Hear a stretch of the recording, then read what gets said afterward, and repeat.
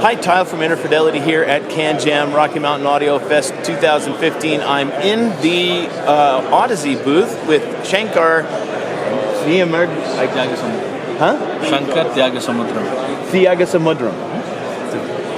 It's a little bit difficult, but he's a great guy.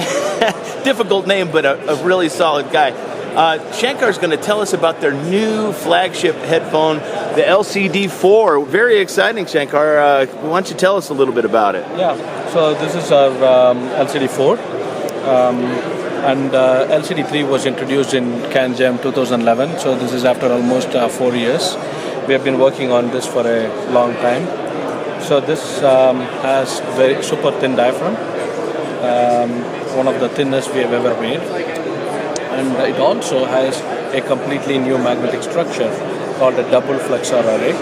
And so, the EL8 has a single-sided flexor structure, but this is a double-sided. Yes. So and a thinner diaphragm. Yeah, way thinner than anything else we have done before. Yeah.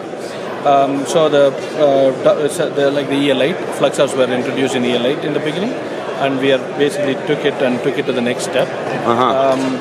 In this particular headphone, it produces almost 1.5 Tesla of magnetic flux in between the magnets. Right where the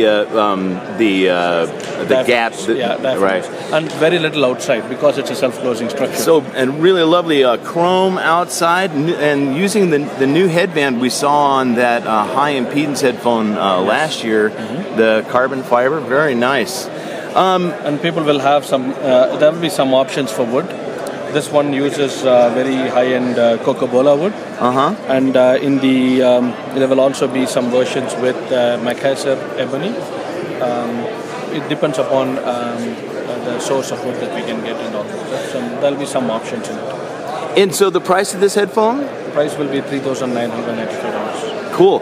Now, because it's so interesting, at least to me, being such a geek, can you show us what the magnetic structure looks like? Sure, I will. So the magnetic structure on these headphones look. So if you assume a flexor, typical magnets. So that's a magnet looking at the end of the magnet. Yeah, this is a cross section of the magnet. Right. Yeah. So typical magnets you will have north and south like this. That's a typical one. So in this one you have north, and south. So they're on diagonals. Correct. The magnetic field is diagonal on the magnet. And on this one, also another thing that we have done is we have put a symmetric flexor array, where the next one is also north, south. So we have an array like this, and an opposing array on top. So this is on the other side of the diaphragm. Yeah, on the other side of the diaphragm. So you have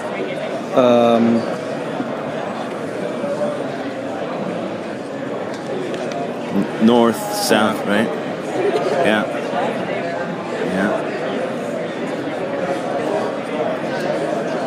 So basically you have all the flux on one side. Right. Like this, and very little on the other side. So there's very little leakage on this side of the flux. Right. And this allows us to give, incredible magnetic flux density of almost 1.5 Tesla on this flux gap. Cool. The diaphragm itself is super thin, and because of that, we can get enormous amount of acceleration on the diaphragm. So, and I'll just mention here that the magnetic flux here, flux lines can't cross. So what happens is that the flux lines actually become very parallel to each other in that space right there. And with one of the things that the planar magnetics, one of the terms is isodynamic, which means that it has the same intensity over a certain distance, and that way when the current goes through the magnet, it over the distance of its excursion is always experiencing the same amount of force per current. And also we have varied trace widths on the diaphragm to compensate for variation in flux density. Right, so the trace width may be narrow in the middle, but maybe wider towards the outside where there's less magnetic field. And also this field, this structure, as you said, had the advantage of having a little bit... It's a little bit more uniform because obviously there is some leakage from here to here, so it's a lot more uniform than the initial flux array we used to use. Yeah. So going forward, we will use this on almost all the headphones. Yeah, it's a very novel approach. I remember going to Audeze's factory and getting a short master's lesson from Doc C on magnetic structures, and they introduced me to this concept early on, and it's very novel and unique. So congratulations on that. In addition to this LCD4 that has just come out, the EL8, which has been out for a while, is capable of now running off a lightning connector. And Shankar is going to give us a look at their new cable for the EL8. Thank you, CNI. So this is the new EL8. Titanium is the code name that we use internally for this. Yeah. So this is a color skew that we have, and it also, if you see, directly plugs into the lightning port of the iPhone. So it's a lightning cable headphone? It's a completely lightning cable headphone. It takes a digital 24-bit signal out of the iPhone, and then in line in the microphone, as you see here. So here on this, what we have is a DAC, an amp, and a DSP on all-in-one. Yeah. And then in addition, we have a microphone, so that you can talk in it, you can control using Siri, and then it also has a A to D converter to convert the microphone to digital.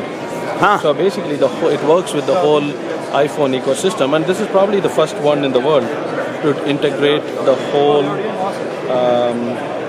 it's the first system that integrates the whole inline microphone so you can talk as well. And they have an image of it up here you can see that shows the DAC and the amp and the whole lightning module and everything that's in the cable. So that's pretty cool. Philips is now not the only one that has a lightning cable. Philips doesn't have the microphone working. No, they don't have the microphone, which seemed like a big mistake to me. But they told me that it wasn't fully, the spec wasn't fully fleshed out when they did it. I think they did it just to be first. So maybe. Yeah. But this one does everything, including the DSP. So cool. Which we are very a little bit passionate about as well on the DSP side. So is this an option, or will it come standard with the EL8? With this titanium version, it will come standard. Right. It will be $799 for the headphone and the lightning cable and the standard cable. And the standard cable, so you can use it in a standard way as well. Correct. Well, that's a good thing, because it'd be awful hard for me to measure these headphones with a lightning cable on the end. So I'm grateful for that. Well, Shankar, it's been great talking to you today. Thank you so much. Thank you, and congratulations on the new products. Oh, I guess we should mention that there is a new prototype amp here, designed by Bascom King. I don't know too much about it. Bascom King, last year we visited Bascom. Yeah. And we saw this prototype working, and we were just completely blown away. And so we said, can you design one for us? And he designed it. We are launching it initially on Indiegogo on Monday. Oh, really? So we'll launch it on Indiegogo. Cool. Well, I'll be sure to put a link on my show report to that when it comes out. Thank you, Tyler. Yeah. All right. Well, that's it for Audeze. It seems like plenty for the show, and we'll see you guys at the next booth.